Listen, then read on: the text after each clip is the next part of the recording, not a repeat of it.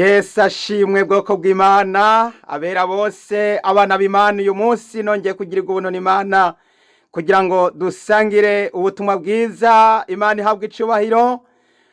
Ndagira ngo tugaruke kuri za nyigisho twabasezeranira yuko tuzosangira namwe amajambo akomeye cyane agomba gukangura umugeni wa Kristo, maze Yesu niyaza azosange wewe nanje twiteguye. Kandi Yesu aragomba kugira ngo tube maso, dutegure imvune zacu, dutegure ubugingo bwacu kugira ngo Yesu aje azosange tumwiteze. None rero nkuko twabasezeraniye, uyu munsi turagira ngo tuganire igice ca mbere kivuga ngo mbega Yesu yaratoje ibigira 10. Yesu ashimwe cyane. Ico nico tugira duhereko. Iyo niyo ngingo ya mbere tugomba guherako. Kandi twarabasezeraniye yuko tuzovugana n'ibijanye n'ivy'umubatizo, tukongera kandi tukavugana n'ibijanye n'ivyo kurobanura abakozi b'Imana mu mashengero. Uno munsi mbega babikora gute? Babikora bisunze uko kera babikora? Mbega babikora bisunze uko mpwemu yera abategeka kubikora? Hamwe n'ivyo rero ndagira ngo kandi mwibuke yuko ijambo ry'Imana rivuga ngo iyo ubuherezi buhindutse n'amategeko nayo arahinduka. None rero muri ivyo byahindutse, mbega amadini y'uno munsi arimo arakora gute? Birimo biragenda gute? Mbega ivyo bakora bifitaniye isano nuko Yesu abigomba? Rero hamwe n'ivyo byose ndagira ngo rero twinjire muri ico kiganiro c'ubutumwa bwiza bw'ubwami bw'Imana. Tubanze gusenga Imana. Wera Mana ikomeye, Data rugira byose, mu izina rya Yesu Kristo ndagushimiye cyane. Uri Imana igororoka, uri Imana yera. Mwami, ndasavye amaraso yawe amboneke ko, amaraso yawe anyuhagire guhera mu rutwari kugeza mu goro rw'ikirenge. Ndasengera uyu mwene Data agiye kumviriza iri jambo ryawe, umweze umutunganya, amaraso yawe Mwami amuboneke ko. Ndasavye mpwemu yera Mwami abane natwe Mwami, maze iki cigisho congere kugira ikimazi mubera bose mu mugeni wa Kristo. Ndabigushimiye nkenguruka, mbisenze Imana mu izina ry'Umwami wacu Yesu Kristo. Amen. Amen. Haleluya. Jambo ry'Imana tugiye kurabira hamwe riratubwira ngo mbega Yesu yarasavye ibigira 10. Inyishu ni oya. Imana ishimwe cyane. Inyishu ni oya. Igituma inyishu ari oya nuko umwami Yesu ataho na hamwe tubona yigeze atoza ivya 10 nkuko tubona abanyamadini uno munsi ariyo shingiro canke arizo nshingano bahaye amadini yabo, bakayaha abantu babo yuko bagomba guhora babaha ibigira 10. Mbega ko Yesu igihe yarari ku isi atabitoje, none abo banyamadini barimo barabitoza, mbega bakorera Yesu? Ubwo si babandi bitwa abanti Kristo Yesu yavuze bazoza bita Kristo, bakaza bakora ibimenyetso n'ibitangaza kugira ngo bikunde bazimize n'abatoranijwe. Aha rero niho tugira ngo turabire rero umwami Yesu. Bibiliya irabigaragaza neza yuko ataho yigeze agenda kubwira abantu ati muhengereye mufise inka 10 munzanire imwe, muhengereye mufise 100 munzanire 10,000, muhengereye mufise ibiharage imifuko 10 munzanire umufuko umwe, muhengereye mufise ibijumbu amaburi 10 munzanire iburi rimwe, muhengereye mufise itongo y'ibitoke munzanire igitoke kimwe mu 10. Ivyo bintu Yesu ntaho tubona yigeze abisaba, ahubwo igihushane Yesu yafashwa n'abakenyezi. Yesu yafashwa n'abakenyezi. Abakenyezi nibo Bibiliya itwereka yuko aribo bagenda bakurikira umwami Yesu banamufasha, kuko bari bafise nico bashobora kugira ngo bamufashishe. Bagenda baza bakurikije uko bagenda bagirirwa ubuntu n'Imana, ibitangaza Yesu yagenda bagirira neza, nabo bagenda bumva yuko bagomba kumukurikira kandi bakagenda bamushigikira. Tugira ngo rero turabe rero mbega ministeri y'umwami Yesu yakura amahera hehe? Vyagenda gute? Mbega Yesu yatoza ibya 10 uko tubona uno munsi ama ministeri y'uno munsi bagenda batoza ibya 10 bisunza amabwirizwa ya Mose, bisunze ivyo Mose yari yarashinze, bagaca rero bagaruka bakabihimiriza ndetse bakabizana nk'itegeko, kandi bagateza ubwoba abantu ko abatabitanze bazorimbuka. Reka turabe ubutumwa bwiza bwa Luka igihimba c'8 maze dusome ku murongo wa mbere tugeze ku murongo wa gatatu. Ubutumwa bwiza bwa Luka igihimba c'8 dusome duhereye ku murongo wa mbere tugeze ku wa gatatu. Umutwe w'amajambo uratubwira ngo abagore bagenda bafasha Yesu. Haleluya. Hashize igihe gitoya agenda mu bisagara no mu mihana ababwira ijambo ry'Imana, avuga ubutumwa bwiza bw'ubwami bwayo. Bamwe 12 bajana nawe, n'abagore bamwe bakijijwe impwemu mbi n'indwara, Mariya ariwe Magadalene, abadayimoni 7 bari baramuvuyemwo, na Yohana mukakuza umubwiriza wa Herode, na Suzana n'abandi bagore benshi babafashisha ivyabo. Imana ishimwe cyane. Aba bakenyezi mwumvise tudondaguriwe, hano niho hantu hambere harimo ijambo litubwira ngo abagenda bafasha umwami Yesu, abagenda bamufasha. Mbega Yesu ivyo bafungura bari ku rugendo, uko bafungura bari ku nzira, mbega babikura hehe? Mbega babikura mu gitsure. Yesu ababwiye ati genda mubwire imiryango yanyu baturungikire, genda muze murabwira abantu baze baraduha ikigira 10, genda muze murababarira yuko tugomba kugenda turarya, yuko dukenera kuronka imishahara, yuko tugera kuronka ibyo duhembwa buri kwezi, yuko tugera kuronka ibyo tuza turashira mu mifuko. Uno munsi turabona ingene amadini akora. Usanga bahembwa buri kwezi, usanga babwira abantu gutanga ica 10, kandi ibyo batanga amahera niyo batangisha abantu, kuko barazi yuko ibijumbu cyangwa amateke usanga bitoronka umwimbu uhagije. Ubwo rero abantu baragenda bagafata ari amafaranga, bakaba ariyo baharura bahengera bageze mu ca 10, bagaca babona kuyarungika, bakarungikira aba bakuru b'amadini. Hano turabonye yuko ngo hari abagore ngo bamwe bakijijwe impwemu mbi n'indwara. Aha tukabona mu wa mbere yitwa Mariya Magadalene. Imana ishimwe cyane. Ngo hamwe ngo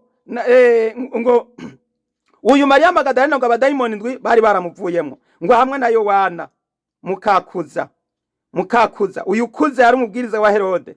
Urumva yuko uyu mugore Suzana, umugabo we yitwa Kuza, yari umubwiriza wa Herode. Herode yari umwami. Umubwiriza aba ari umuntu ategekera umwami, aba ari umuntu akomeye cyane. Baba ari muri bene abo, baba ari vyegera vy'abaperezida canke ivyegera vy'abami canke lo vice perezida canke icegera c'umwami. Yari umubwiriza, yari umwe mu bantu bari hafi ya Herode. Uyu mugore Suzana mukakuza, uyu mugore nawe yarari mu bafasha umwami Yesu. Murumva yuko yagenda yitanga, ariko Yesu ntiyamubwira ati tanga kimwe mu 10. Suwo gusa, ngo harimwo ngo na Suzana, harimwo uyu umugore wakuza yitwa Yohana, hakaba rero na Suzana n'abandi bagore benshi babafashisha ivyabo. Hano baratubwiye abagore benshi bagenda bafasha, kubera Yesu yavuga ubutumwa guhera kuwa mbere kugeza kuwa mbere, guhera ku munsi w'indwi kugeza ku munsi w'indwi, mwijoro yabari mu masengesho, mu gitondo akazindukira kuvuga ubutumwa, abigishwa bakabaza bakamukurikira. Imana ishimwe cyane. Rero hano turabonye yuko abakenyezi aribo bagenda bafasha Yesu. Reka dukomeze, ndagira ngo mbereke ayuko uyu mwami wacu Yesu Kristo nimba yagenda afashwa n'abakenyezi, none ico kigira 10 kirimo kiratangishwa uyu munsi, mbega cavuye mu isezerano risha? Oya, ntabwo cavuye mu isezerano risha. Bagaruka kukirondera hariya muri Ancien Testament, niyo bagikura. reka dukomeze turabe ingene umwami Yesu yagenda aronka ibimufasha. Mariko 15, Mariko 15 umurongo wa 40. Ubutumwa bwiza bwa Mariko 15 umurongo wa 40. Hariho n'abagore bari kure, hariho n'abagore bari kure babiraba, muri bo harimwo Mariya Magadalena na Mariya nyina wa Yakobo mutoya na Yose, harimwo na Salome. Abo bagore aho yaba i Galilaya baramukurikira bakamukorera, kandi hariho n'abandi bagore benshi bari baraduganye nawe i Yerusalemu. Yesu ashimwe, haleluya, Yesu ahabwa icubahiro. Ngo aba bagore baramukorera. Imana ishimwe cyane. Hano Bibiliya iriko iratwereka ingene abagore bakorera umwami Yesu Kristo. Baramukorera, kuvuga ngo baramukorera, murazi ko umukenyezi arateka, arategura udufungurwa, kuko biriya barimwo kurya kuntu bagenda bazunguruka, barakenera gufungura, barakenera utwo kunywa, barakenera utwo kurya, barakenera kumesurirwa impuzu, barakenera gutunganirizwa imirimo. Aba bakenyezi ntibari abakenyezi basanzwe, bari abakenyezi b'abanyambere b'abanyacubahiro, bagateka biwashe. Bamwe bari abo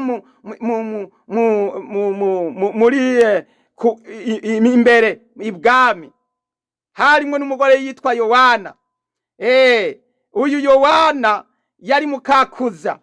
Uyu Kuza yari umubwirizwa wa Herode, Aba bagore rero ngo baramukorera.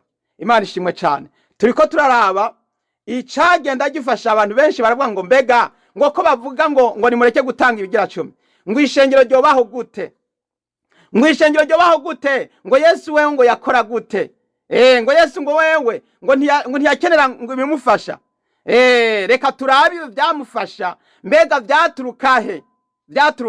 Mbega byaturuka ku gitsure cyuko arinze kubahata abagira ati nimuzane kimwe mu 10. Aba bagore ntabwo birirwa barazana kimwe mu 10, ariko baratanga.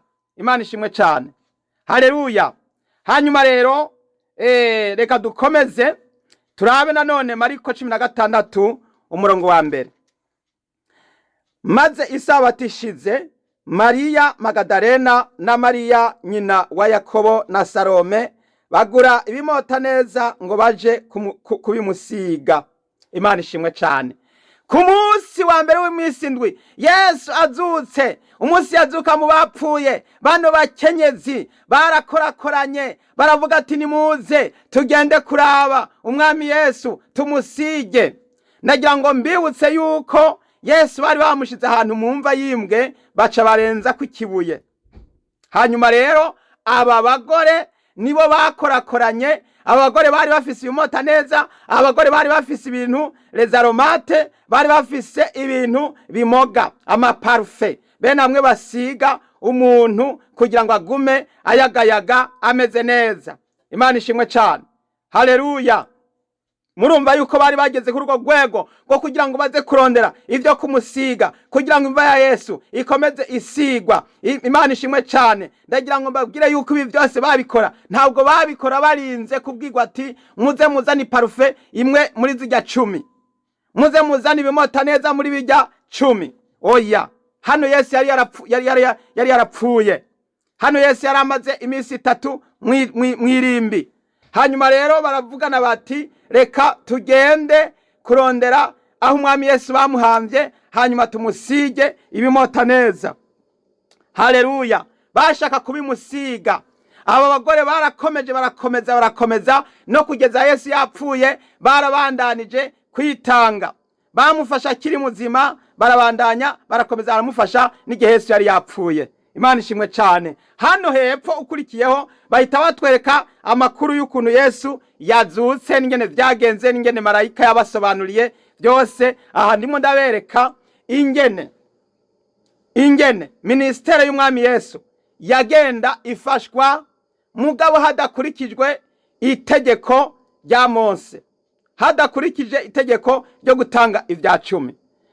Reka dukomeze Yohana 12 umurongo wa 1. Turabe nanone ibi bintu ngene tubona ishengero burya riragomba kugira ngo ryigishwe gukorera Imana badahaswe batarinze gushigwa kw'igitsure. Imana ishimwe cyane. Reka turabe mu butumwa bwiza bwa Yohana igihimba ni 12 umurongo ni wa mbere tugeze kuri 3. Nuko hasigaye iminsi 6 Pasika igashika, Yesu aja i Betaniya niho Lazaro yaba.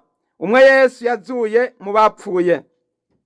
Barahamuzimanira, Marita yarahereza kandi na Lazaro yari umwe wo mu bicaranye nawe basangira.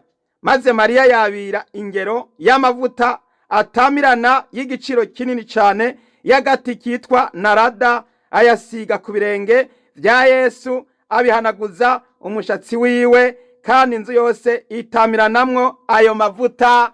Yesu ashimwe. Haleluya. Uyu Mariya, Imana ishimwe cyane. Nguyu Mariya hano barakomeje kutwereka ingene aba bagore bakoreshejwe iby'ubuhizi. Mariya arajyarondera amavuta atamirana cyane. Mbega mwene data, aho mu gihugu urimo hari ahantu hoba hari amavuta atamirana wowe uziga ngo y'agati kitwa narada, barayavuze niyo yari amavuta akomeye cyane atamirana. Aya mavuta uyu Mariya ntabwo yatanze ari uko yarinze gufata bimwe mu 10. Oya, kuko iyo urinze kumugerera Mariya, yo wamugerera wari kumugiriye nabi. Kumugerera Mariya wari kumugiriye nabi, kuko wari kumubujije imigisha n'imihezagiro, kubera yuko yari gucagira icakora arinze gupima ku munzani. Ariko noneho uyu Mariya yaragiye ngo afata icupa ry'iparufe y'amavuta atamirana y'igiciro kinini ngo y'agati kitwa narada, aragenda abisiga umwami Yesu kugira ngo amutegurire guhambwa. Imana ishimwe cyane. Ngo ayo mavuta aratamirana, ngo inzu yose yuzura parufe, inzu yose yuzura akamoto. Ngo Mariya aragenda ayasiga umwami Yesu, ngo acamuhanaguza umushatsi wiwe. Imana ishimwe cyane. Ico giciro kirarengeye kimwe mu 10. Ico giciro kirarengeye, iyo parufe irarengeye kimwe mu 10. Uwo mushatsi w'abakenyezi w'abategarugori, wa mushatsi gituma bababwira bati umushatsi ku mugore nagateka ni cyubahiro. Uwo mushatsi Imana ishimwe cyane bace bawuhanaguza, yaciye awuhanaguza ibirenge by'umwami Yesu. Imana ishimwe cyane. Aha nimwe ndabereka yuko ivyafasha Yesu muri ministere byagenda bikorwa n'abakenyezi, batiriwe barahatwa, batiriwe barategekwa, batiriwe baragoberwa, batiriwe barashirwa kw'igitsure. Yesu nta muntu yigeze abwira ngo tanga ibi, tanga ibi, tanga ibi, tanga ibi. Reka rero turabire hamwe impamvu canke Yesu uko yagenda avuga. Mbega ikigira 10 yakivuga kwiki? Twumve uko Yesu yavuga ku bigira 10. Imana ishimwe cyane. Twabanje kubona yuko Yesu ivyamutunga n'ivyatunga abigishwa biwe n'ivyatunga so ministere bitaturuka ku bigira 10 nkuko no munsi tubona amadini arimo arabikora. Reka rero turabe noneho rero, mbega Yesu ikigira 10 akivuga kwiki? Imana ishimwe cyane. Mutega amatwi mwumve Yesu ariko aravuga hano ku bigira 10 muri Matayo 23 umurongo nuwa 23 nyene. Haleluya. Matayo 23 umurongo nuwa 23 nyene. Reka dusome mu izina rya Yesu. Muzobona ibara mwebwe abanyabwenge b'ivyanditswe n'abafarisayo, mwandyarya mwe, mutanga ikigira 10 cimbwija na anisi na kumino, ariko mwaretse ibihambaye byo mu mabwirizwa, guca izibereye n'imbabazi n'ukwizera. Ariko ivyo mwari mukwiye kubikora, vya bindi navyo ntimubireke. Imana ishimwe cyane. Haleluya. Yesu aravuze, aratomoye. Hano ntariko arahagarara imbere y'igituti canke imbere yo kwa rutari ngo avuga ati tanga, zana kimwe mu 10, utakizanye uzorimbuka, utakizanye uzobona ibara, utakizanye ati jewe naje ngaha kugira ngo ndabatoze ivya 10. Oya, ntabwo ari ryo jambo Yesu ariko aravuga. Ahubwo ahagurutse aravuga ngo muzobona ibara, muzobona ibara. Ndagira ngo ndarishimangira iryo jambo, muzobona ibara mwebwe abanyabwenge b'ivyanditswe, abanyabwenge b'ivyanditswe n'abafarisayo, mwandyarya mwe. mwandyarya mwe muzobona ibara, mwebwe mw'abantu mwe mw'abakuru mwe b'amadini bayoboye amadini, mubwira abantu mubatera ubwoba, mubabwira yuko bazorimbuka kubera ko badatanze ibyo bintu. Kandi Yesu hano ariko arababarira ngo muzobona ibara mwandyarya mwe mw'abanyabwenge b'ivyanditswe n'abafarisayo. Ngo mutanga, ngo kubera ko bazobona ibara kubera iki? Bazobona ibara kubera iki? Bazobona ibara kubera iki?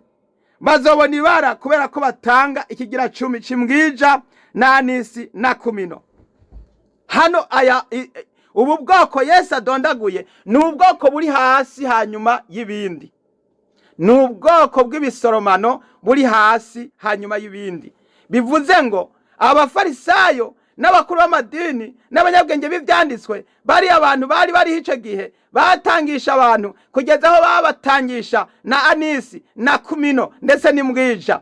Imbwija murazizi ni bene za mboga zimeze nk'inyabutongo, arizo uno munsi bita irengarenga, zimeze nka zirya nyene. Imbwija, anisi na kumino, ubwo bwoko bw'imboga bumera mw'itongo buto buto, ugenda uhaha akababi kugeza uzorinda ugwize, hanyuma uronke umuteko ugende guteka uzikoze ubugari ucanganije n'utudagara canka gasamaki. Imana ishimwe cyane. Hajya rero kugira ngo bagende kuza kuzifungura, bazicange, bazirunge, bazishemwe, bazikarange, bacanganye n'utuntu twiza tundi, babanza gukurako 1 mu 10 bakagitwara bakagishikiriza hariya bakagitanga. Uno munsi byararengeje, byafashe urundi rwego. Uno munsi ntabwo batangisha bene utwo tuboga duto duto dusanzwe kuko nta mahera turimwo. Kera kuko byari bigoye, nta tegeko ryavuga ngo nimutanga amahera. Mu ca 10 ibwirizwa ry'ica 10 nta na rimwe ryigeze rivuga ngo nimutanga amahera, nta na rimwe mu isezerano rya kera, nta na rimwe. Kandi aha Yesu ariko arabivuga aracari muri programa y'isezerano rya kera, kuko isezerano risha ntiryari bwavuke. Yesu hano arimo arababwira ati ivyo nimba mubikora mwari mukwiye kukomeza mukabikora, uko mubikora kuko muracari muri programa y'isezerano rya kera, mugomba kubikora, ariko mukibuka n'ibibindi, mukibuka n'ibibindi, kandi ari byo bihambaye ndetse bikomeye cyane. Icambere ngo bagomba gutegerezwa kubanza kwitwararika ibihambaye byo mu mabwirizwa. Kwitwararika ibihambaye byo mu mabwirizwa. Icambere guciza ibereye. Mbega mwene data uraciza ibereye? Mbega uno munsi nta muntu urenganya? Mbega uno munsi nta muntu udendereza? Mbega uno munsi ntabwo uriko uragiriza abandi ibinyoma? Guciza ibereye.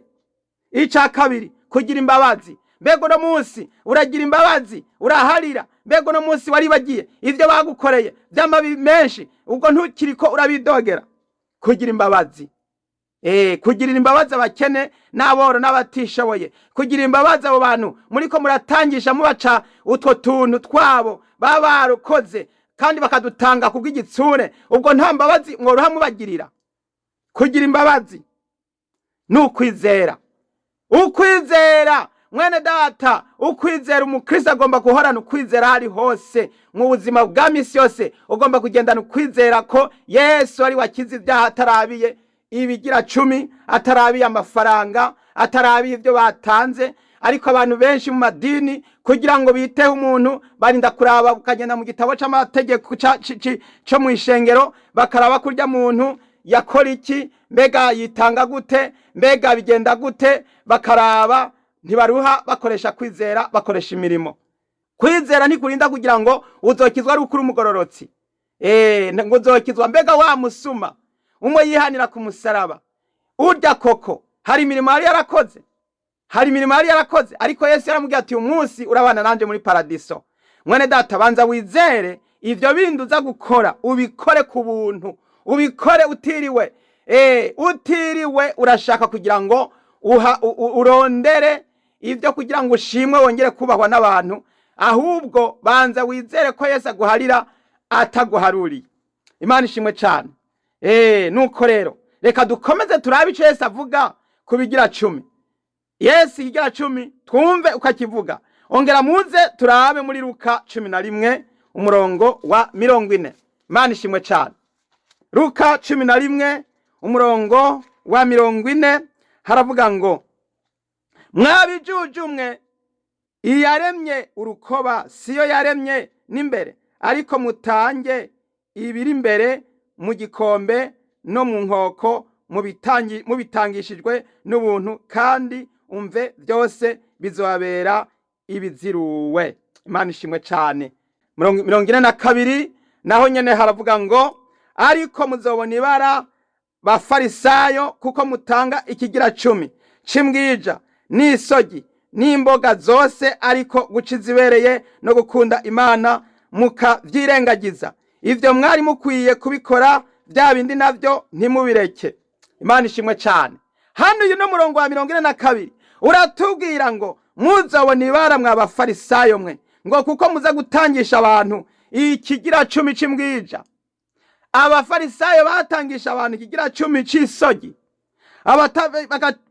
n'izindi mboga zose. Hano baravuze ngo imboga zose nizo batangishwa abakristo, abayuda banyarucari. Urumva umuntu yarabura inka, akabura ibintu by'ingano n'amahonda na vino, akabura ibintu by'amavuta yerayo, akabura ibintu by'imishuzo by'amasaka n'iki n'ubundi ubwoko bwose bw'ingano bagomba gutanga. Ivyo barabitanga bagatanga, ariko noneho mwitonge wabo hakaba hari utuntu twitwa imboga z'imbwija, zimwe zimeza canke bateye zikahora zimera zijya babategeka ko bategerezwa kuzitanga mw'ica 10. Nimwumva ukuntu uwo mutima w'igifarisayo ari wo mutima n'uno munsi uri murasunikira abantu, gutegeka abantu kugira ngo nabo babatangishe ibitagendwa, bababwira bati muzobona ibara mudatanze ica 10. Ariko umvira ijambo ingene rigorowe, umva ingene rigorowe bararifobetse. Abanyamadini uno munsi bararifobetse, ahubwo bakagombye kuvuga ubutumwa bavuga ngo muzobona ibara mwege mutangisha abantu ibigira 10. Umva uko Yesu avuga, nimwumva itandukaniro ry'uko Yesu avuga. Yesu avuga ngo ariko muzobona ibara bafarisayo, kuko mutanga ikigira 10 c'imbwija n'isogi n'imboga zose, ariko guciza ibereye no gukunda Imana mukavyirengagiza. Imana ishimwe cyane. Ivyo mwari mukwiye kubikora, bya bindi navyo ntimubireke. Ivyo mwari mukwiye kubikora imbere yuko uza kugaragara yuko uri murakora bijya bintu by'amategeko ya Mose. Kugira ngo wubahirize amategeko ya Mose, utegeza guhera ku itegeko rya mbere ukageza ku itegeko rigira 613.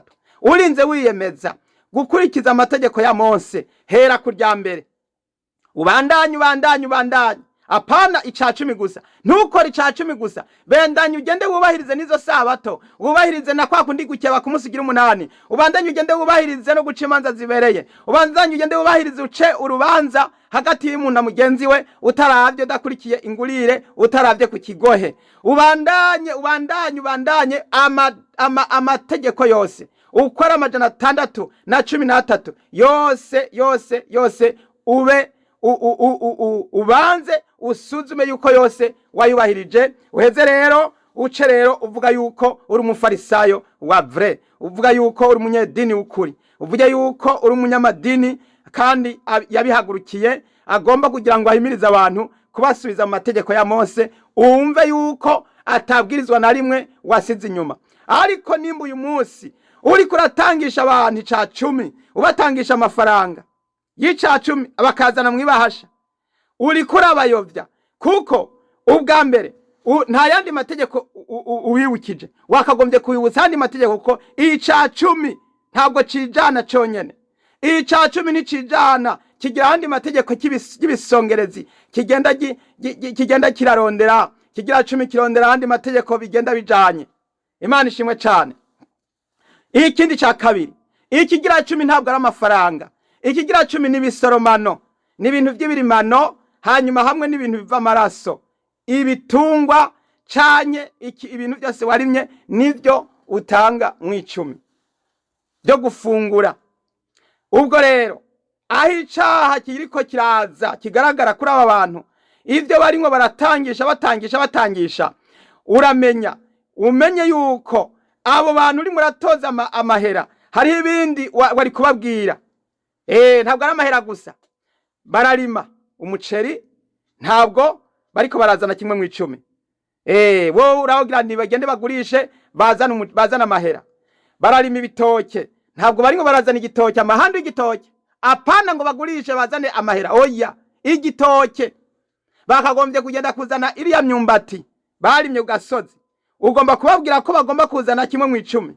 Nimba ugomba kugendera mu mategeko ya Mose, ntabwo ari amafaranga, ahubwo kuko uraba ugasanga byava bibora, naho bobizana nta soko byoronka. Nukuvuga ngo uno munsi wose barimo barabwirwa gutanga amahera.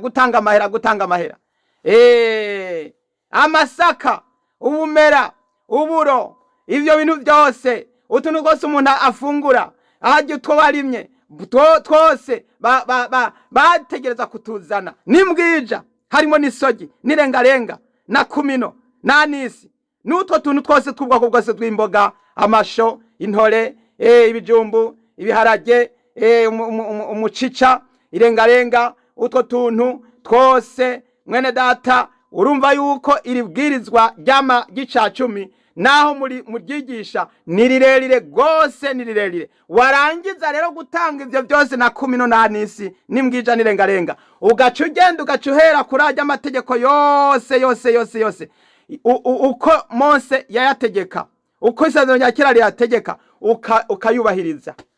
ukayubahiriza yose. Wamara kuyubahiriza ugaca rero uza ukitega rero umuhezagiro w'Imana.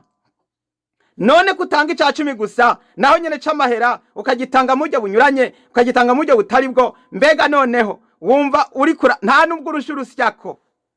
Ikindi ca kabiri kuri ico igira 10, iyo mugitanga mbega gihabwa bande ko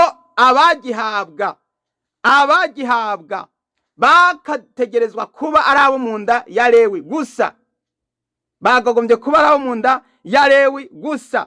Imana ishimwe cyane, haleluya. Rero hano ndagira ngo nkubwire yuko hano turagira ngo turabe umukenyezi Yesu yashimiye, yatanze adaharuye, atarinze gupima, atari wararinda kugira ikintu kimwe akora, akazana ico afise cari kiri mu nzu, nico yaziga kwa maso. Turasoma muri Luka 21 umurongo n'uwa mbere tugeze ku murongo wa 4. Ubutumwa bwiza bwa Luka igihimba ca 21 umurongo wa mbere kugeza ku wa 4. Umupfakazi w'umworo yunamura amaso abona abatunzi bashikana, baterera amashikanwa yabo mu masandugu y'amahera. Abonamwo umupfakazi w'umworo aterera mw'amasenge 2.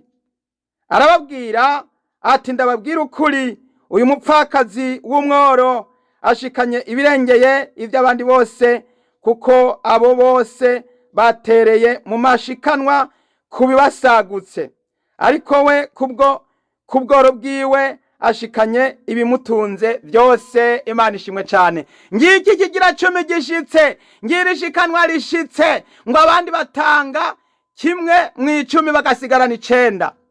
Afise ibihumbi 10 atanga 1,000 agasigarana ibihumbi 9.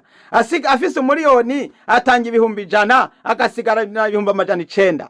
Afise inka 100 atanga 10 agasigarana inka zingahe? Inka 90. Afise inka 10 atanga imwe agasigarana inka 10. Bene data, abo bose barimo barashikana batangiye basagutse, ariko uyu mupfakazi wewe Yesu yaramwitegereje, ahita abwira abandi ati, banza muhagarike, reka mbanze mbabwire, hariho umupfakazi atanze ngo amasenge 2. Nimwibuke abantu ba kera amasenge ukuntu yari ameze, aca ayo bita amasu canke amasenti. Amasenge 2 yari amahera make matoya atafise agaciro, kandi niyo uyu mukenyezi, uyu munyokuru, umupfakazi yari afise, yari yahitanye agenda mu rusengero arayashikana, arayatanga yose, ntabwo yiri warasigarana. Ntiyari afise ayandi masenge, yarahitanye uko nyene. Imana ishimwe cyane, haleluya. rero ngo abandi batanga ibibasagutse, bagatanga ibibasagutse, ariko uno wewe atanze ku bworo bwiwe no ku butunzi bwiwe, ibimutunze nivyashikanye. Imana ishimwe cyane. Haleluya. Imana yo mwijuru habwa icubahiro. Hano ndimo ndabereka ukuntu abantu Yesu yagenda ashimira. Ntabwo bari n'abagabo, ntabwo tubona abantu b'abagabo bagenda bashikana, nta bagabo twabonye bashikanye, nta bantu twabonye b'abagabo bashikanye.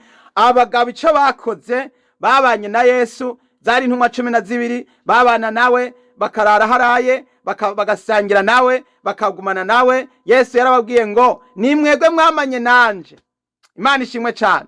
Yesu yabwiye intumwa ziwe ati nimwegwe mwamanye nanje. Izi ntumwa zamanye na Yesu.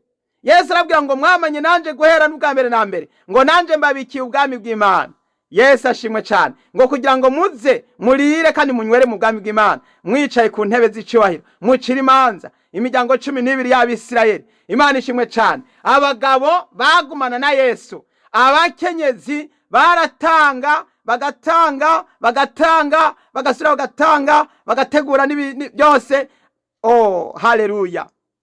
Aba bakenyezi bagereranywa n'umugeni wa Kristo, bagereranywa n'ishengero. Uyu mupfakazi agereranywa n'ishengero, Yo, Yesu yarashimye umupfakazi, kuko uyu mupfakazi ntakiri umupfakazi, kuko Yesu yahashitse. Yesu n'umugabo w'abapfakazi. Ishengero ntabwo ari ripfakazi, rirafise umugabo. Yesu ashimwe cyane. Ishengero rafise umugabo, rirafise nyeneryo, Yesu Kristo. Niwe yashurije abasinziriye, yazutse mu bapfuye. Yesu nico gituma ashimiye uno mupfakazi, aramushimiye. Imana ishimwe cyane. Haleluya. None rero ndagira ngo mbibutse amajambo akomeye cyane. Impamvu Yesu atatoje ibya 10 ni iyihe? Impamvu Yesu atatoje icya 10 ni iyihe? Icya mbere, abaje gukiza si Abisirayeli gusa, kuko iyo Yesu yaza gutoza icya 10 byaca byumvikana yuko agomvye gukiza ijya miryango 12 y'Abisirayeli. Abanyamahanga, abantu batagira amategeko ya Mose, ntabwo bari gukira, ntabwo bari gukizwa, bari kuguma batangishwa ibya 10 batari buronke n'ingene babitanga. Kuko mu banyamahanga nta Balewi bariyo, mu banyamahanga nta muntu wo mu nda ya Aroni ariho, mu banyamahanga nta muntu yavutse hariya mu Balewi ariho, mu banyamahanga nta rusengero rwari Yerusalemu baza gushikanira mw'ivyo bimazi ariho. Mu banyamahanga ntibyari gukunda. Yesu ikintu ca mbere catumye adatoza ibya 10 ni kubera yuko yaje gukiza isi yose, atari Abisirayeli gusa. Imana ishimwe cyane. Turasoma mu gusubira, turasoma, reka dusome ayo majambo, mu guharura umurongo igihimba c'18, guharura igihimba c'18 umurongo ni wa 21. Turasoma tugeze ku murongo wa 24. Hano ndiko ndababwira icya mbere cerekana neza yuko umwami Yesu atashimye gutangisha ibigira 10, ni kubera yuko ataje gukiza Abisirayeli gusa, ntabwo aje gukiza Abisirayeli gusa. Imana ishimwe cyane. Guharura 18 umurongo wa 21, turasoma tugeze 24.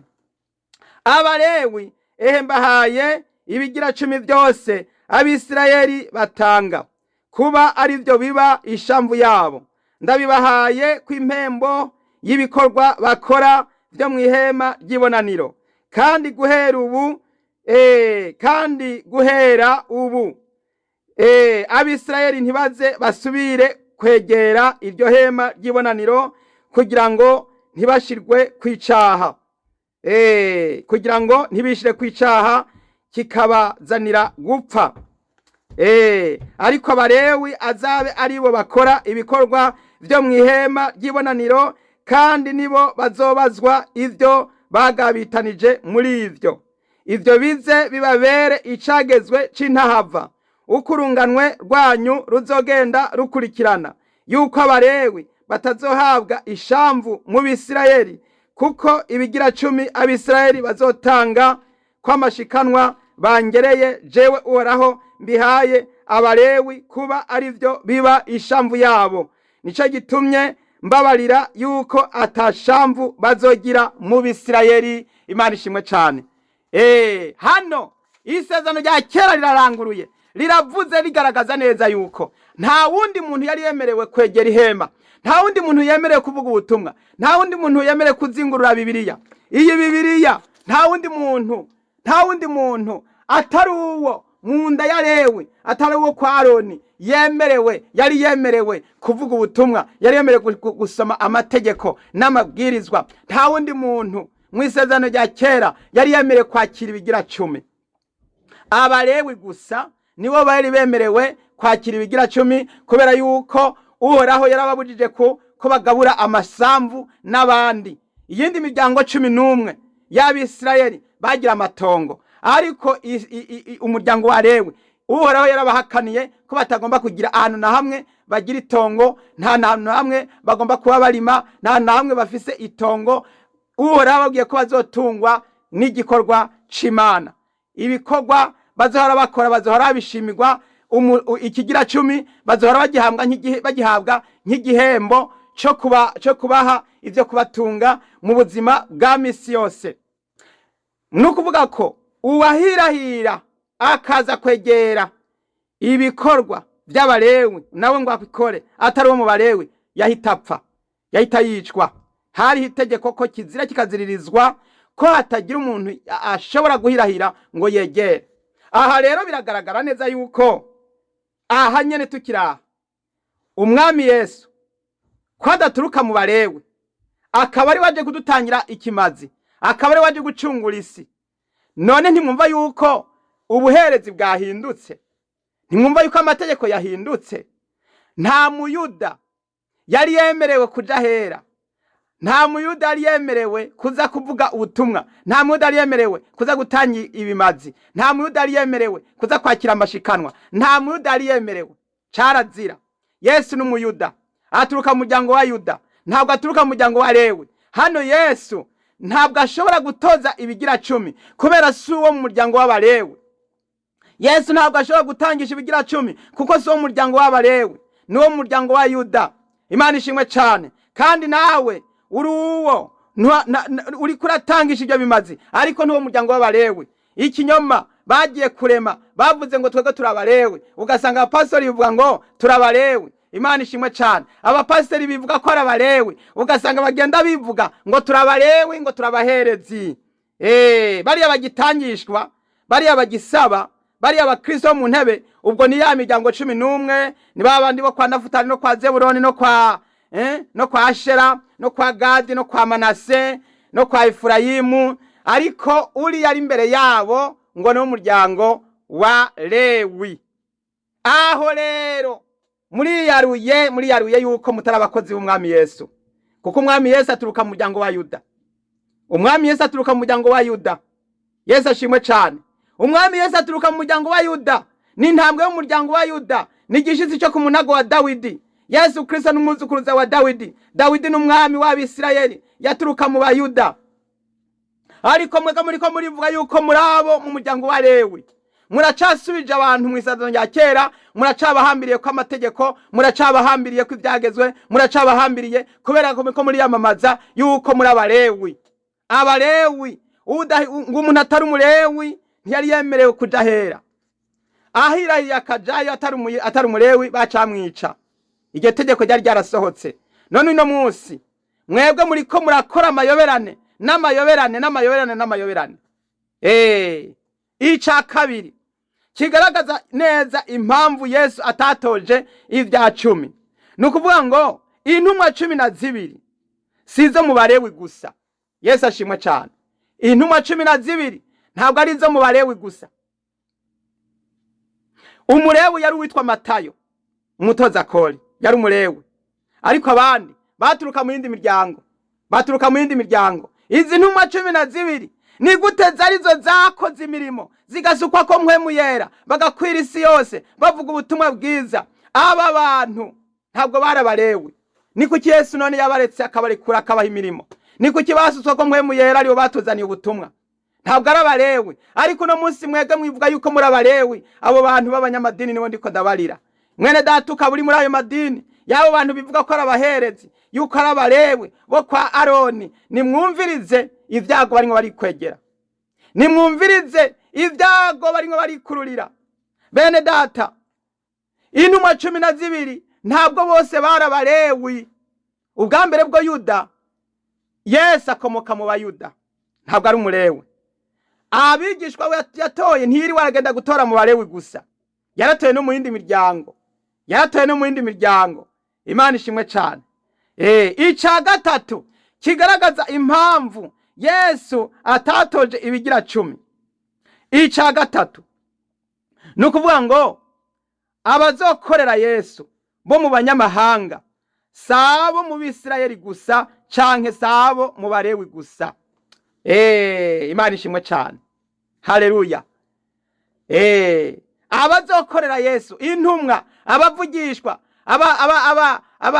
abungere, abigisha n'abavuga butumwa, ico bita les apôtres, les prophètes, les prêtres, hanyuma les évangélistes et les enseignants.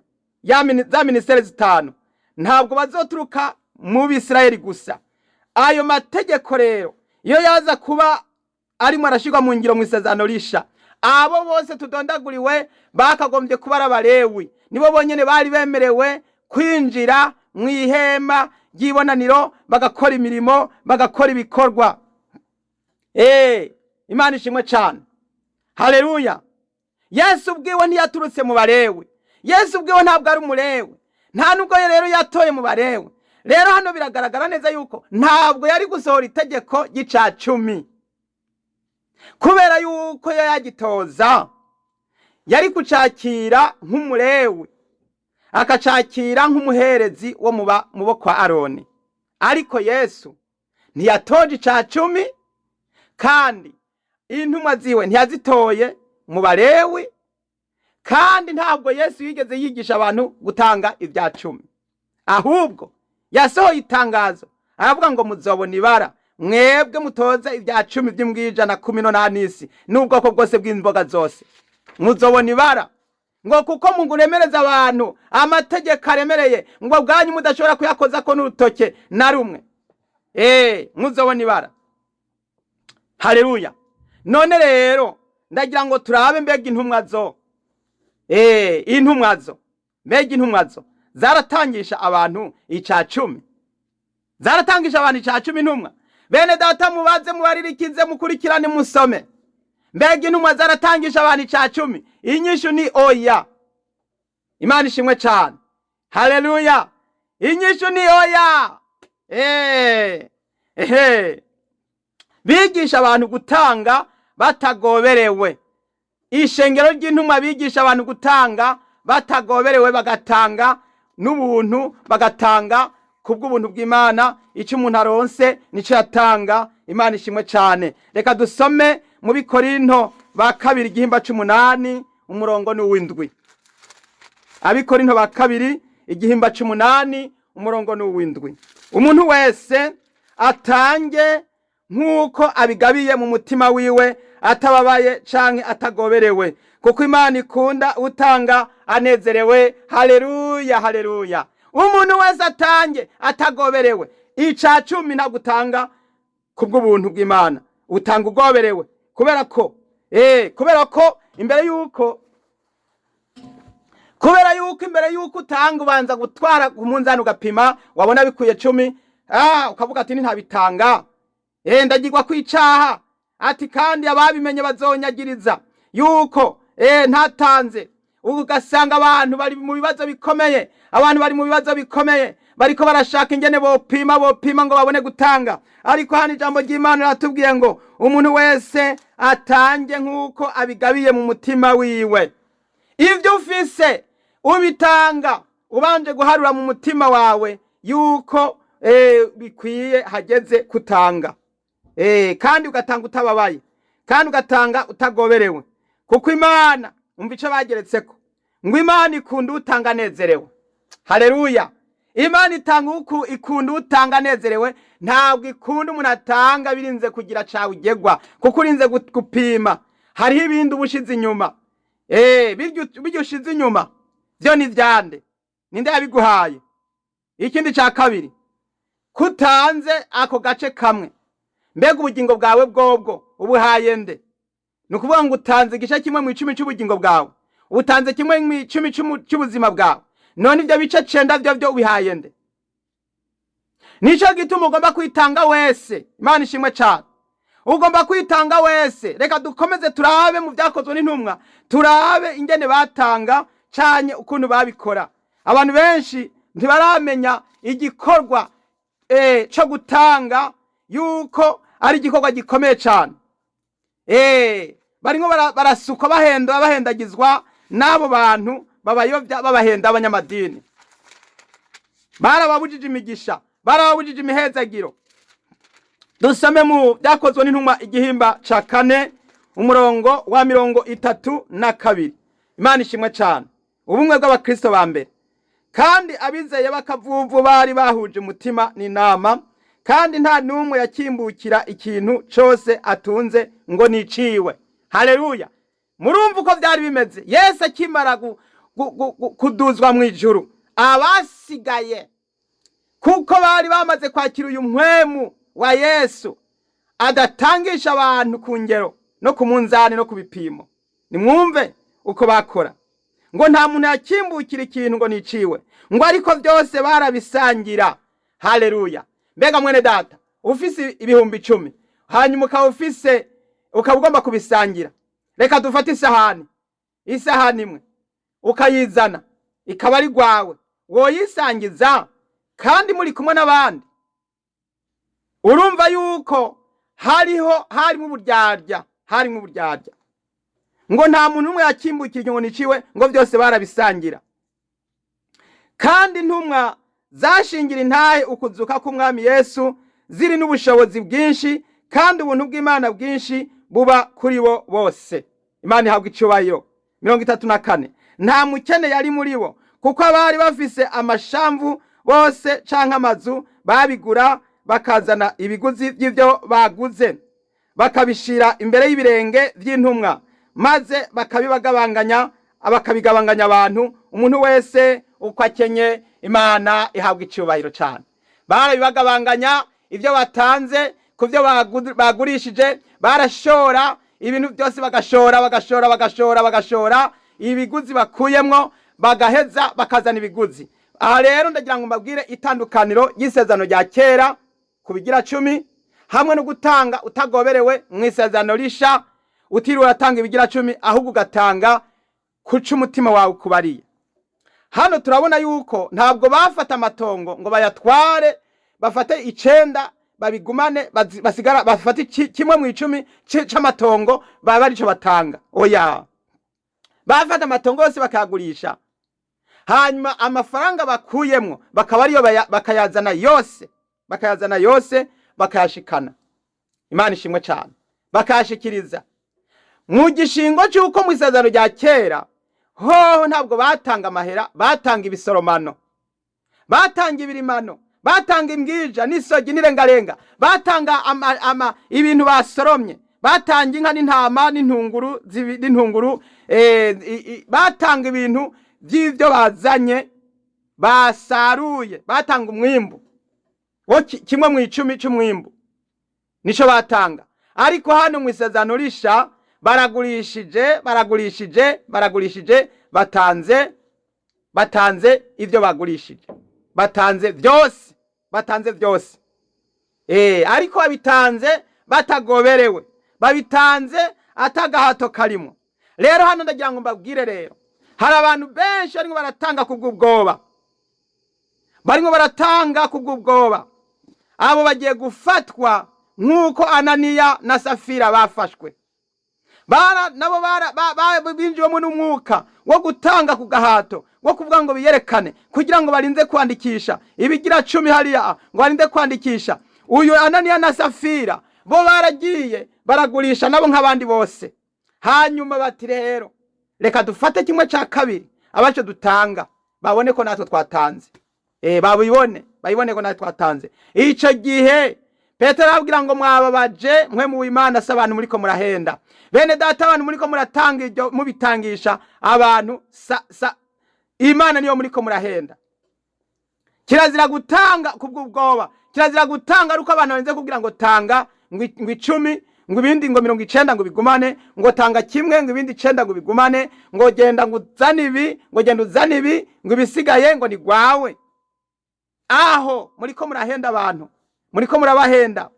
Umwami Yesu nta muntu numwe yigeze abwira gutanga 10 kubera yuko 10 cakira Abalewi, 10 cakira Abalewi, 10 cakira Abalewi. Hano rero mu isezerano risha Imana yaraberetse akaroro yuko idahimbagwa n'abariko baratanga ku nguvu. Reka dusoma amakuru ya Ananiya na Safira igihimba mu vyakozwe n'intumwa igihimba ca 5 umurongo wa mbere. Kandi hariho umugabo yitwa Ananiya agura ishamvu afatanije n'umugore wiwe Safira yisigariza ku biguzi vyayo. Umugore wiwe abizi azana ikigabane agishira imbere y'ibirenge by'intumwa. Umugore yarabizi, umugabo yazanye iramwatsiye ica kabiri, umugore abizi. Barabizana babishikiriza intumwa nkuko abandi bose barimwo barabikora, nkuko nabandi bose babikoze. Ananiya nawe arabizana. Petero aramubaza yuzuze Petero aramubaza ati Ananiya, niki gitumye Satani yuzuza umutima wawe guhenda mpwemu yera? Abantu benshi bariko barahendwa, Satani ariko arabuzuza nk'ububeshi n'ubusukanyi. Satani arimwo arabahenda, arimwo arabasuka. Abantu benshi barimwo barasukwasukwa muri ivyo byo gutanga mu kinyume na sheria, batanga mu buryo bunyuranye, bagasukwa bahendahendwa na Satani, bagashaka guhenda mpwemu yera. Ariko mpwemu yera arababona, mpwemu yera ivyanye arabizi, mpwemu yera ivyanye arabibona, ariko arabona ukuntu muriko murabikora. Ariko ivyo byose muriko murahenda mpwemu yera. Ngo kuki ngo niki gituma Satani yuzuza umutima wawe guhenda mpwemu yera ukisigariza ku biguzi by'ishamvu? Abantu benshi barisigariza, bariko barisigariza ku biguzi, barimwo barisigariza. Wopfumureka kuko hano Petero agira ngo atange solution, agira avuga ati wari gupfuma wereka kwirwa ratanga, kandi ntiyari gupfa, kandi yari umukristo mu bandi. Imana ishimwe cyane. Ntaco yari kuba, ariko kubera yasukasuzwa na Satani ehera ivyo yikwegeye. Nguke yifise ntiyari yawe. Uko niko Petero ariko aramubaza. Kandi umaze kuyigura ibiguzi vyayo ntuba warabikoze uko ugomba? Niki catumye wigira ingingo mu mutima wawe gukora ivyo, gukora utyo? Sabantu henze, Imana niyo uhenze. Sabantu muhenze, sabantu muriko murahenda, Imana niyo ko murahenda. Abo bantu muriko murahenda muhendagiza, ntabwo aribo muriko murahenda. Abo bantu muriko murabesha, mubesha, sabantu muriko murabesha, muriko murahenda Imana. Imana irashobora gukora umwanya wari wo wose nkuko yakoreye Ananiya na Safira. Umva ingene vyaciye bigenda. Ananiya yumvise ayo majambo agwa bukumbi, abavyumvise bose baterwa n'ubwoba bwinshi. Imana ishimwe cyane. Ananiya niwe yaciye agwa wadabara, yaciye apfa, yaciye agwa bukumbi kubera ko acumiswe mu mutima yuko agararije mpwemu yera, yuko agararije mpwemu yera, akaza guhenda abantu agira ngo n'abantu ariko arahenda, naho acasanga yaguye mu mutego yahenze mpwemu yera. Yahenze mpwemu yera. Abantu benshi bariko barahenda mpwemu yera. Hanyuma ngo abavyumvise bose baterwa n'ubwoba bwinshi. Hamwe ivyo bintu byoramutse bikozwe, Imana igakora nkuko yakoreye Ananiya, abantu bose boca baterwa n'ubwoba. N'abahora batanga mbere ivyo bintu byo gutangishwa, abapastori ntibose bakoronka ibigira 10. Ariko Imana irabihoreye, irabaretse mubandanye. Mugabo araberetse akarorero. Ivyabaye kuri Ananiya bibabera akarorero, bibabera akarorero. Imisore iva hasi iramutekera, iramujana, iramuhamba.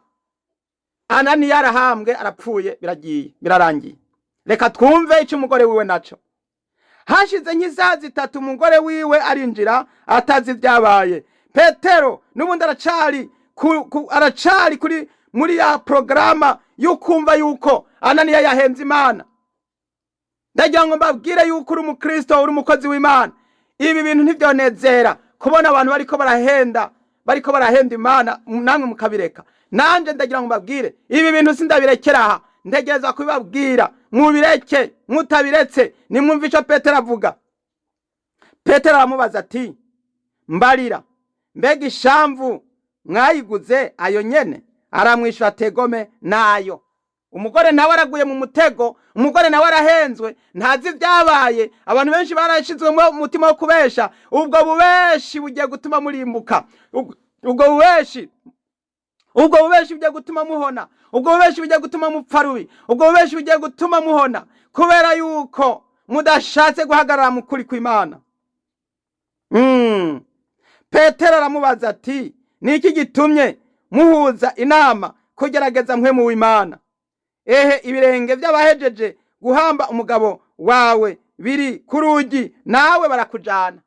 Ako kanya iyo uyu mugore yaza kumenya ubwenge ari guca apfukama ati, ndihanye mbabarira. Mwene data ucumva buno butumwa, upfukame wihane. Ishengero, umugore agereranywa n'ishengero. Emwe bene data mw'ishengero, ayo madini yarabahenze. Mucumva ubu butumwa nimuce mupfukama, nimumere nk'uyu mugore wa Ananiya yaciye yemera gupfana n'umugabo. Abantu benshi barapfiriye ibanga rya Satani, baho kugira ngo bamenere ibanga Satani, barimwe barapfira ibanga. Ariko nimuce bugufi mwihane, nimubwire Satani ati, Satani ububeshi bwawe turabutaye mu izina rya Yesu Kristo. Mwemere gupfukama, mwemere guca bugufi, mwemere kuja mu ruhame, muvuge, mwiyamirize ayo madini n'abayovya, mubasezerere ati, mu izina rya Yesu murabeho n'agasaga. Ariko nimwumve ingene abantu benshi bagiye kurimbuka. Umurongo w'10, uwo mwanya agwa imbere y'ibirenge vyiwe bukumbi. Ya misore yinjiye isanga amaze guhwera, iramujana imuhamba iruhande y'umugabo wiwe. Yahise agwa bukumbi. Mwene data nutumvirira ijambo, urajwa bukumbi. Ariko ndagira ngo nkubwire ngo haracariho ivyizigiro yuko ubutumwa buje kugira ngo bukuburire. Ubwumvirize, ubushire mu ngiro, ubutekereze, wihane, wakira umwami Yesu. Yesu arakugomba, Yesu araguhamagaye. Yesu aragutireka vinyuma y'ayo madini, vinyuma y'ubwo bubeshi, vinyuma y'ivyo bihenda bizimiza, ivyo bigira 10 barimwo baratangisha, babahenda ngo bajya bitanga n'Abalewi, bakabahenda namwe mugaca muja nago. Muzabona ibara kuko mwasukasutswe, mugahendahendwa, mugasanga mwayovye, mugasanga mwataye umurongo. Ndagira ngo mbabwire yuko ari igihe ciza cyo kugira ngo muhindukire, mwakira umwami Yesu, kubera yuko ivyo bigira 10 bariko baratangisha abantu nta nubwo bigenda gukora umurimo. Icambere byakagombye guhabwa umulewe, akaba ari wabirya. Uwo mulewe agomba kuba atagira itongo, atagira haba, aba ku rusengero. Nukuvuga urusengero rugomba kuba ari urusengero ahantu hagutse, aho Abalewi bose baza guteranira. Ibigira 10 byashika bakaba ari bo babirya, bakabaho, ntibadandaza, ntibarima, ntibagira itongo, nta n'icyo na kimwe. Babaho bakomeza bakira ibimazi. Ica kabiri, ivyo bigira 10 bigomba guhabwa imfuvyi n'abapfakazi. Bigomba guhabwa imfuvyi n'abapfakazi n'abatishoboye, n'impunzi, nizo zigomba kurya kuri ivyo bigira 10. Ivyo abaherezi basaguye canke wewe ugitanga, ushobora kugitanga kimwe ukagiha abo Balewi n'abo baherezi, ikindi ukagenda ukagihereza abapfakazi, ukagihereza imfuvyi, ukagihereza abatishoboye, ukagihereza abantu babandi bamwe b'impunzi. Ariko noneho ivyo byose byararangiye mu isezerano rya kera. Ikigira 10 nta mulewe akiriho, nta muhereza akiriho. Urusengero rwarasenyutse mu mwaka wa 70. Urusengero rwaravuyeho, nta ruriho, naho wogitanga ntiwogitwara, ntabo bosangayo, usanga hera. Nta Balewi bariyo, nta Balewi bazungurutse urusengero, nta Balewi batagigiraho baba, nta Balewi batakigiraho baba bariho. Abantu bose bakorera Imana, umwe wese nta akorera Imana aturuka muhiriwe, akorera Imana bamuhiriwe. aragira itonga, akagira ibikorwa, ararima, aradandaza, arubaka, arafise urugo. Mwese abakozi b'Imana murafise aho mubarizwa, murafise amadirese y'iwanyu mu matongo iwanyu, muhiri wanyu. Ivyo bigira 10 biriko biratangwa kinyume na sheria, biriko biraribwa mu buryo bunyuranye, biriko birakorwa mu buryo bunyuranye. Ni mubireke, mureke guhenda abantu, kuko mutabiretse muzogibwa ko n'urubanza nk'uru rwagiwe ko Ananiya na Safira. Imana ishimwe cyane. Reka ndagize nkubwira umurongo wa 11 ngo ishengero ryose n'abavyumvise bose baterwa n'ubwoba bwinshi. Ishengero ryose ndarangije. Imana ishimwe cyane. Ishengero ryose rivyumvise baterwa n'ubwoba. Imana ishimwe cyane. Abantu bose bo mu madini no munsi nibavyumve babimenye yuko Ananiya na Safira bapfuye kubwo guhenda Imana. Ntabwo ari abantu bariko barahenda. Ayo madini y'abo bakristo muna bicaye imbere zanyu, ntabwo ari abo muriko murahenda mpwemu yera. Umwe yamanuka ku munsi wa Pentekote amanutse avuye mu ijuru, niwe muriko murahenda. Rero ni mumenye mutahure yuko ivyabaye kuri Ananiya na Safira bishobora kubashikira umwanya wari wo wose. Imana ibahezagire. Nuko reka dusengere umuntu apfukamye atagombye kurimbuka nka Ananiya na Safira, ace bugufi yihane.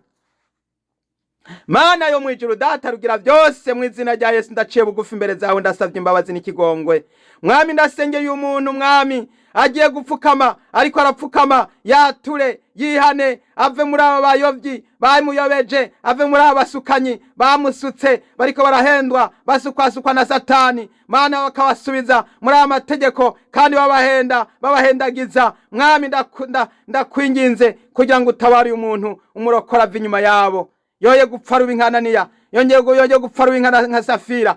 Mwami Yesu, bose barashigikiranye mu kinyoma. Abantu benshi mwami, amadini arimwe bashigikirana n'amadini, amadini arimwe ashigikirana n'abayobozi bayo, bahenda abantu, bahendwa, ariko bariko barahenda Imana. Mwami ndabasengera kugira ngo uyu muvumo ubaveko, bongere kwakira umwami Yesu mwami n'umukiza mu bugingo bwabo. Ndagushimiye mwami kuri umwene data ngiye gusaba imbabazi yihanye. Mwami umuhe gusohoka no kuva muri aka kaga, maze abohoke ava inyuma y'amadini, ava inyuma yasezerere.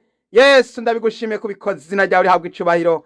Ndabisenze nizeye mu izina ry'umwami wacu Yesu Kristo. Amen. Haleluya, haleluya. Imana yo mwijuru ibahezagire. Mwari kumwe na mwene so Mbonimpa Abeli. Nimero za telefone utanguza igiharuro 1 8 1 9 5 8 8 ubusa 7 mugira amahoro y'Imana. Yesu abahezagire cyane. Amen.